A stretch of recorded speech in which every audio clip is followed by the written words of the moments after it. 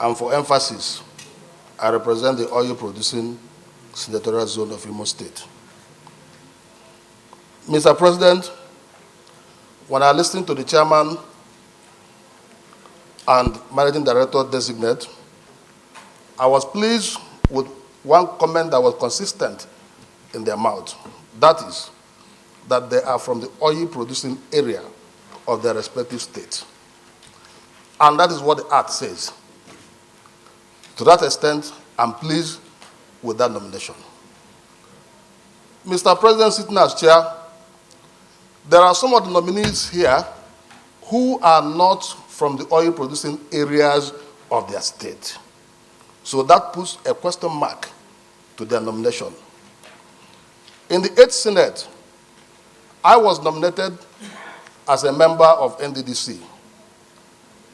Because of the integrity of the Senate as an institution, because I know that if I come here, I will take a bow and go, I declined the offer based on the fact that I'm not from the oil-producing area of my federal constituency and my senatorial zone. And the Senate of the 8th National Assembly acknowledged that and wrote me a letter of commendation and said that this is how a senator should behave.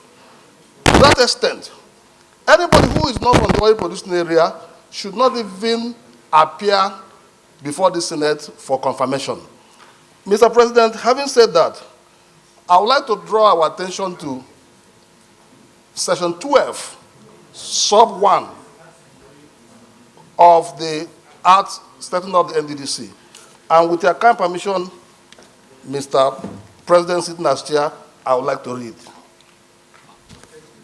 There shall be a commission, a managing director, and 2 executive directors.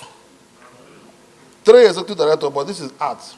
3 executive directors, who shall be indigenous of the oil-producing areas, starting with the member states of the Commission, with the highest production quantum of oil, and shall rotate amongst member states in order of production. This is the emphasis. And shall rotate among member states in order of quantum of oil production. Mr. President, you will recall that the 9th Senate did not approve the first submission President Buhari sent to them because it was not in line with the Act. So President Buhari had to withdraw it, send another one in line with the Act. That was why the current managing director was appointed for a term of 2 years to complete the term of Bayelsa State. Mr. President, sitting as chair, having said this, that particular board went ahead and nominated somebody from Edo State as the Executive Director of Finance and Administration. Went ahead again, nominated Ondo State as the Executive Director Project, because those states have not benefited.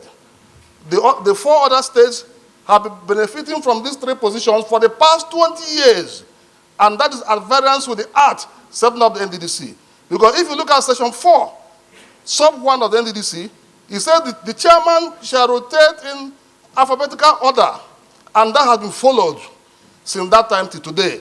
That is why the chairman now is coming from Delta. That is consistent with the law. But the position of managing director and executive directors have not been consistent with the Act setting it up. So, Mr. President, having said this, I will plead that the Senate will confirm, because they have appeared before us and have been nominated by Mr. President, which he has the right to nominate them. But I also plead that we defer their confirmation to another legislative day to enable us to look at some of these gray areas and see to what extent they can be amended, so that we don't conclude an exercise and people will come and start puncturing what we have done, that we have not done the right thing.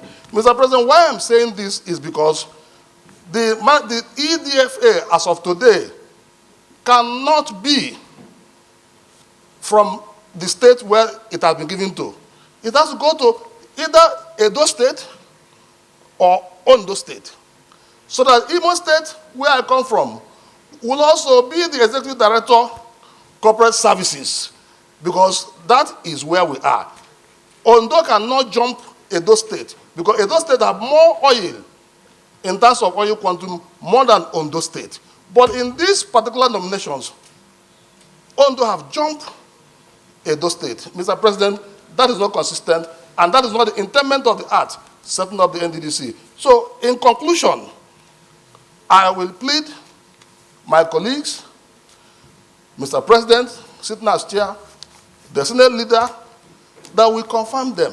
I mean, that we screen them and defer the confirmation to another legislative day so that all these issues can be brought to fore, Mr. President. I so submit.